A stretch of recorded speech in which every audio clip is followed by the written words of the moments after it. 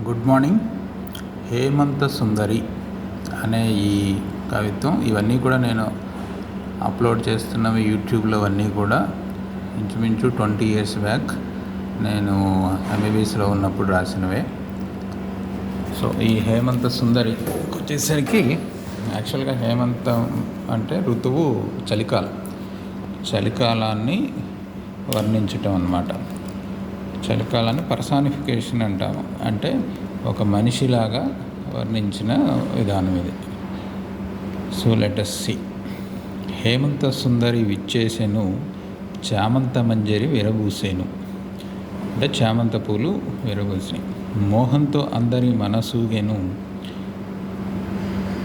వీడకనే ఆ యామిని, అంటే చీకటి విచ్చేసిన ఈ భామిని, అంటే ఇంకా చీకటి విడవకముందే వచ్చిన ఈ చలికాలం కాదా జగన్మోహిని. మధురామృత మదముతో హిమసోయగ కదముతో గ్రోలెను పువ్వులనున్న మధువును, తాటిపైనున్న మదిరెను, మధువును మాని మదిరెను గాని వంచన చేసి పంచన ఏమో, మంచమునున్న మనుజులందరూ మత్తులో మునిగిరి. అంటే ఈ మంచు ఇదంతా వర్ణన, కంప్లీట్గా వర్ణన. మొత్తం ఆ తాటి చెట్లు పూలు అన్నిటి మీదట చుట్టింది అన్నట్లుగా. ఆ పొరపాటున ఆ తాటి చెట్టు పైన ఉన్న ఈ తాటికాలను ఏమైనా దాగిందో ఏమో, అది అందరికీ పంచినట్టుగా ఉంది ఈ జగన్మోహిని. మనుషులందరూ మత్తులో మునిగి ఉన్నారు అని. కంబలి గట్టిగా చుట్టి కర్రను చేతను పట్టి చేనుకు కాపల ఉన్నట్టి, ముదుసలిని మాత్రం సొగసరి ఏమాత్రం వణికించను లేదు, తొణకించను లేదు.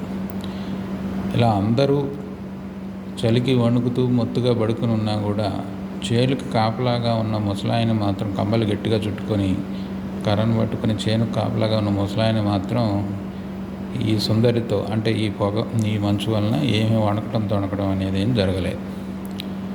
చెట్టు పుట్టను పమిటితో చుట్టూ చుట్టంగా, చెట్టును వీడక పిట్టలు తటపటలాడాను. అంటే ఇంకా చెట్లను విడిచి మామూలుగా తెల్లవారుజామున పిట్టలన్నీ పక్షులన్నీ బయటికి వచ్చేస్తాయి కదా, అట్లా రాకుండా ఇంకా అవి కూడా చెట్ల మీదే ఉన్నాయి ఈ మంచు చెట్టు అంతా ఉండటం వలన. నింగిని నేలను కలుపుతూ తన పమిటను పరచెను, మేఘనాథుడు వలపుతో కను తలుపులు తెరిచెను. సందులలో గొంతులలో సుందరి మందిరంలోని పందిరిపై, అంటే ఇది ఇలా వర్ణన సాగుతూ ఉంటుంది. దీన్ని మనం ఒక సైడ్ మంచునే ఒక స్త్రీమూర్తిలాగా అని మనం వర్ణన జరుగుతూ ఉన్నదన్నమాట. ఏదో తొందర చేసే కొందరిలోన ఎందరికందని అందంతో చిందర వందర చిందులతో అందరి ముందర విందులు చేసెను. సో ఈ రకంగా మొత్తం ఊర్లో గుళ్ళో మొత్తం అంతా కూడా మంచుతో కప్పబడిపోయి ఉంది. అది ఒక స్త్రీ నాట్యం చేసినట్లుగా అందరూ అట్రాక్ట్ అయినట్లుగా చెప్తా వచ్చింది. ఉదయభానుడి హృదయ సీమలో వణుకు పుట్టెను, సూర్య తరంగం సూర్యశరమును తట్టి లేపాను. ఆ విధంగా మంచు మొత్తం చుట్టేసి ఊరంతా గందరగోళంగా ఉన్నప్పుడు సగర తరంగం, అంటే సముద్ర కెరటం సూర్యశరమును, సూర్యుడి తలని తట్టి లేపినట్లుగా, అంటే అప్పుడే సూర్యోదయం అవుతుందని అర్థం. ఉదయభానుడు అంటే సూర్యుడే. ఉదయభానుడి హృదయ సీమలో వణుకు పుట్టింది. ఆ సూర్యుడి మనసులో కూడా వణుకు, భయం వేసింది. అరుణ కిరణుడు అంటే సూర్యుడు ఈ తరుణం కరుణ కాదని, ఈ టైంలో ఇంకా జాలి దయా కరుణ లాంటివి కాదని, తరుణి తనువుపై, తరుణి అంటే స్త్రీ, లేడి తనువుపై కిరణ శరముల రణము సలిపెను. రణం అంటే యుద్ధం, కిరణ శరములు అంటే కిరణాలనే బాణాలతో, అంటే సూర్యుడు తన కిరణాలనే బాణాలతో ఈ స్త్రీమూర్తి, ఎవరా స్త్రీ, మంచుమూర్తి మీద బాణాలు వేసి యుద్ధం చేశాడు. అంటే అప్పుడు మంచు మీద సూర్యకిరణాలు పెడితే ఏమవుతుందనేది అంట. ఆ సుందరి ఆవిరిగా ఆకాశరాజు అక్కున చేరాను.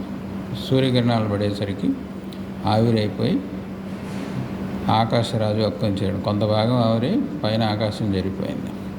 భూసిరిగా భూమాత ఒడిలో ఒదిగాను, కొంత నీటి బిందువులై భూమిలో ఒదిగిపోయింది. ఆవిరిగా ఆకాశరాజు అక్కున చేరెను, భూసిరిగా భూమాత ఒడిలో ఒదిగెను. ఆ జలసిరులే స్వేదమూర్తుల సేద తీర్చెను. అవి ఆ వాటరే ఫైనల్గా భూమిలో ఇంకిన వాటర్ కానీ, పైకి వెళ్ళిన ఆవిరి మేఘాల వాటర్ కానీ ఫైనల్గా స్వేదమూర్తులు అంటే చెమటోడ్చి పనిచేసే వాళ్ళ దాహం తీర్చడానికి పనికొస్తున్నాయని. Thank you.